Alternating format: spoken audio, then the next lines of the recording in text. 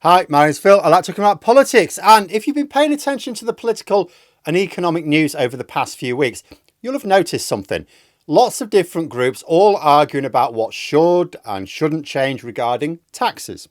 That's because Rachel Reeves is definitely going to need to adjust her budget this autumn, and tax rises of some form or other are likely to be the result. So you have lots of lobbying going on to try to persuade her or the public in favour of or against certain possibilities. The odd article you read may just be objective commentary, but mostly what you'll be reading in the media is targeted lobbying designed to get public opinion to swing in favour of or against various measures. And in this video, I want to point out how some fairly obvious lobbying against the idea of raising capital gains tax is just fabricated nonsense. But first, for daily news and politics, please click the subscribe button to stay notified. So, various pieces designed by lobbyists to use public pressure to influence the Chancellor this summer as she works out how to close the gap in her budget again. Retailers are warning that tax rises would push up prices. They presumably mean further tax rises to themselves. And yes, most tax rises can result in economic drawbacks, of course, but in amongst the various articles, there are some claims which just seem so outlandish that it makes you question all of the rest as well. Take a discussion about capital gains tax in the past few days. Now, capital gains tax is a form of income tax, and my personal view is it should adopt the same rates as income tax. For example, I've started putting money into an investment ISA for retirement. Now, as I'm no longer paying into my teacher's pension, right? That is tax-free, so that's nice and easy. That's not a feature here. But let's say I had enough money to put to meet my cap for the tax-free allowance, so I set up another investment fund to pay the extra in. So then in retirement, it comes time to draw some money out. Now, I don't pay tax on what I paid in, but anything extra, anything that's accrued in the time, just like with interest, I pay capital gains tax. Now, at a certain level, it is the same as income tax at the lower end. But at the higher levels, which is important for very wealthy people, the capital gains tax rate is lower than income tax. Now, Rachel Reeves did raise it a bit, but not to equalise it. Now, why is that? It's still income. In fact, capital gains is specifically income you didn't work for generally. It applies to things like investment dividends or an increase in house prices. Things where you don't need to use any labour, you just needed money to put into it. So why should low labour means of making money be taxed at a lower rate than labour-intensive means? Like, let's say I had a beefy investment fund and in retirement, I decided to semi-retire. So let's say I was still making some videos. And let's say I was making as much money from my investments in the taxable fund as I was doing with my videos. But I'd be paying more tax on the stuff I'm spending hours every day working on and not the thing that was requiring no effort at all. You know, were I to ask someone what's going on here, I'm sure the answer would come back as maybe the investment is funding companies who are more useful than my YouTube channel, right?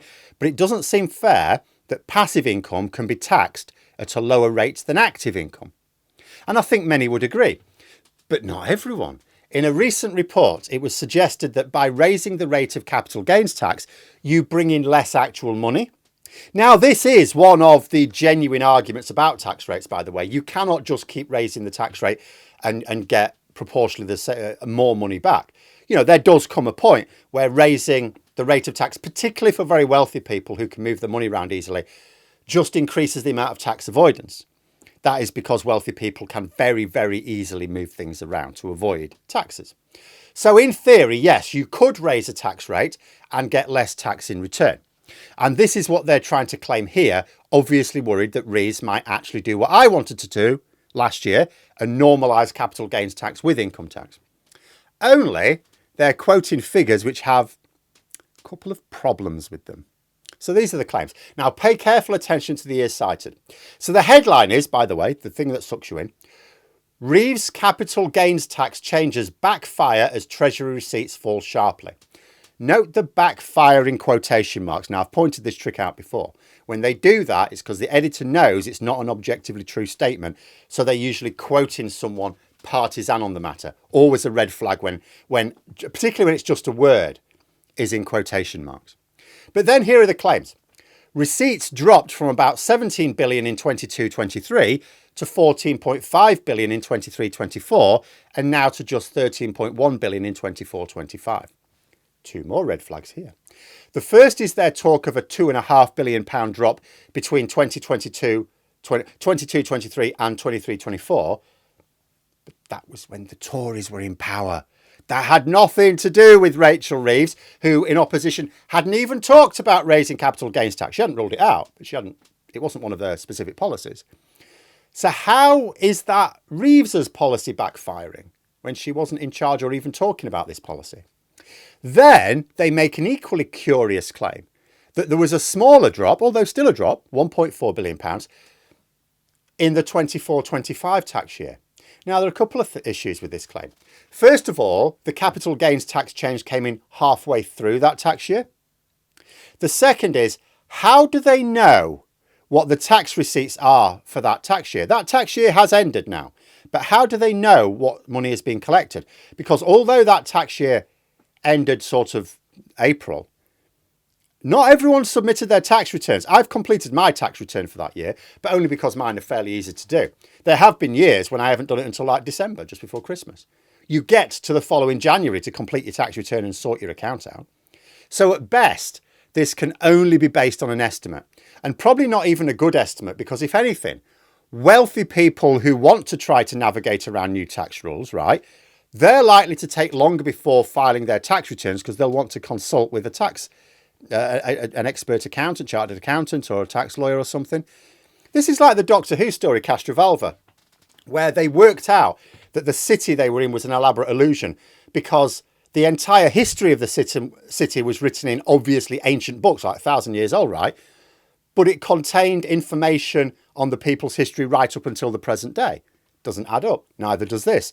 Just to highlight that this is a complete nonsense, by the way. Oh, it's because, Phil, there'll be something you don't understand because you're not a tax expert. No, I'm not. The Financial Times had an interesting article yesterday. It reported that inheritance tax captured a record £6.7 billion in the tax year 22-23. What's that got to do with capital gains tax, Phil? I'll tell you. They're reporting on how much a specific tax raised in the tax year 22-23. A tax year that ended 2.5 years ago. This is breaking news. This is breaking news. That tells you how long it takes to analyse how much individual tax receipts are. A good 2.5 years. That is because the deadline for filing tax returns is it's nearly a year after the end of the tax year. And then it takes a long time for analysts to collate all the information and publish the breakdown of what was raised and from what source. Now, in time, we might be able to do this more quickly with AI, but in the here and now, you need people to do that. We've only just got the detailed information on inheritance tax receipts from 2.5 years ago. How can we possibly have the capital gains tax receipts from a few months ago? We can't. It's impossible. So this is an incredibly obvious example of bad faith reporting, and they knew it. That's why those quotation marks were there. And this also points to the problem we have in politics. With the mainstream media seeing its role not to inform, but to persuade by fair means or foul, it's no wonder people don't trust the mainstream media, so they turn to other sources for their news. Because if an outlet will publish just one article where you can see the lies, you then cannot trust their other articles. So people look elsewhere for their news, increasingly social media these days. But only so many of us are trying to inform and observe some, boundaries here. So you can just end up getting sucked into different lies, which is why I keep saying major news outlets should have a legal duty of accuracy. But in terms of this specific issue, it's a sign that some are trying to lobby the Treasury into not raising capital gains tax further. And they're so desperate that they're trying to lie to the public. If I were Reeves, I'd be wanting to raise it to income tax levels anyway. I'd have done it last year. But I might just do it just to spite the authors of this piece and let them know that I did it because of their lies. Probably not the most mature approach to take, but it might be funny. But let me know what you think in the comments below. And for more content, you could subscribe to the channel or even join for access to streams and behind the scenes updates. Thanks for watching. And until next time, I'll see you later.